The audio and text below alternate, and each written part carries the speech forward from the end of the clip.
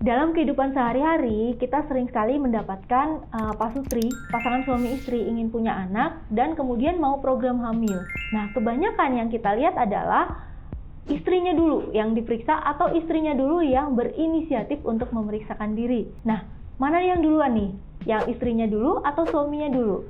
Mana yang lebih berperan? Istrinya atau suaminya? Kita akan simak dalam penjelasan berikut ini.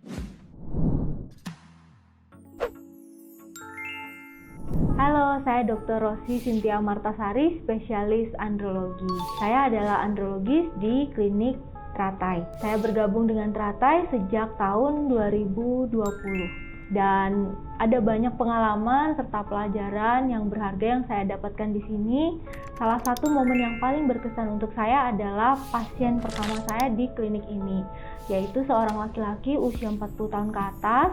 Anak pertama meninggal dalam kandungan, 5 tahun kemudian datang ke klinik Teratai dengan kondisi sperma yang tidak bergerak semuanya. Nah, setelah itu kita lakukan perawatan selama 3 bulan, sempat mengalami up and down, kemudian pada hari H juga pernah mengalami penurunan jumlah sperma yang cukup berasa, sampai akhirnya pasiennya juga merasa stres berat pada waktu itu. Nah, beruntungnya kita sama-sama mendoakan dan sama-sama berupaya, dan pada hari H didapatkan sperma yang bagus dengan sel telur yang sebenarnya sedikit tetapi bisa digunakan untuk program. Nah, pada akhirnya pasien ini mendapatkan 1 embrio, kemudian 1 embrio tersebut ditransfer, dan untungnya dan terima kasih pada Tuhan ini terjadi dan membuahkan kehamilan. Sekarang mungkin anaknya sudah berusia 3 tahun. Saya rasa itu kasus yang paling berkesan untuk saya. Pemeriksaan kesuburan sebaiknya dilakukan pada pria atau wanita juga? Sebenarnya pemeriksaan kesuburan itu sebaiknya simultan, pria dengan wanita. Namun ada sesuatu yang ingin saya sampaikan. Kalau pada pria sebenarnya pemeriksaan kesuburannya sangat mudah, yaitu hanya dengan melakukan analisa sperma. Cukup mudah, cukup murah, dan fleksibel waktunya. Nah, karena pria menyumbang 30% dari penyebab infertilitas secara keseluruhan, maka saya rasa pemeriksaan pria alangkah baiknya didahulukan. Kalau kita mendapatkan hasil sperma yang bagus, maka kita bisa fokus kepada wanita. Karena pada wanita saya rasa ada beberapa item yang memang lebih banyak harus digali. Haruskah seorang pria diperiksa?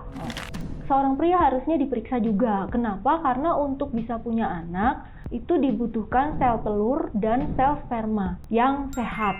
Nah, tentunya kalau sel telurnya diperiksa dan dinyatakan ada dan sehat, sel spermanya juga. Sehingga untuk bisa punya anak, selain dari pihak wanitanya yang diperiksa, pihak prianya juga harus diperiksa. Terus yang ketiga, jenis-jenis pemeriksaan kesuburan pada pria. Pemeriksaan kesuburan pada pria yang paling sederhana adalah pemeriksaan analisa sperma. Dari pemeriksaan ini kita bisa melihat 1, spermanya ada atau tidak. Kedua, kalaupun ada spermanya, berapa jumlahnya. Kemudian kita bisa melihat pergerakan spermanya seperti apa dan bentuk spermanya seperti apa. Ini adalah pemeriksaan yang paling mendasar dari pemeriksaan pria. Kemudian tentu saja kalau ada masalah dengan spermanya, tentu saja seorang pria akan diarahkan untuk bertemu dengan dokter andrologi untuk dilakukan pemeriksaan fisik. Kira-kira ada temuan apa yang menyebabkan permasalahan sperma tersebut. Nah, selain itu ada pemeriksaan-pemeriksaan lain yang sifatnya extended atau advance. Misalnya pemeriksaan DNA fragmentasi sperma atau pemeriksaan MARTES.